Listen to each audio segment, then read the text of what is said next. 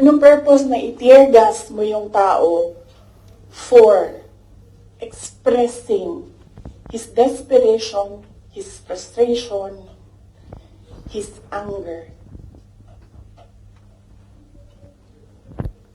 Para lang maghanap ng isang tao na in the end, paano nag-surrender? Kinausap. Doon sa Tamayong, sa barangay Tamayong, sa Davao. Alala niyo? Pinukpuk-puk nila yung mga tao doon. Hinampas, pinukpuk.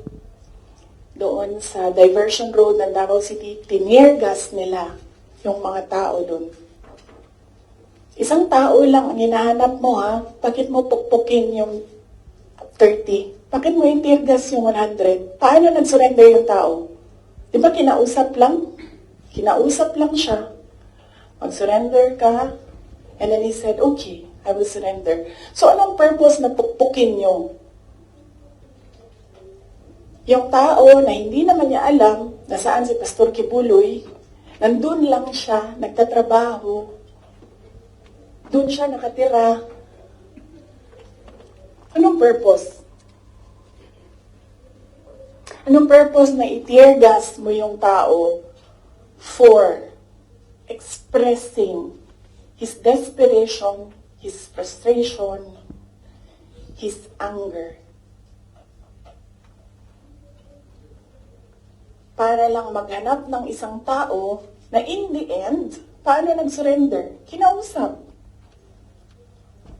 Nag-surrender siya.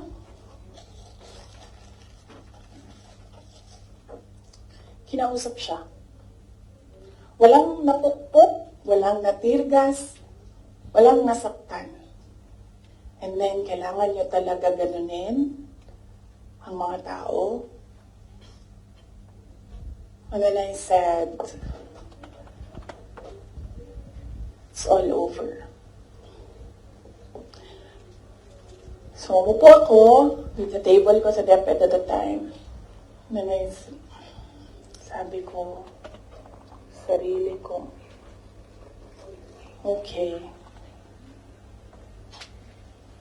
let's go to hell.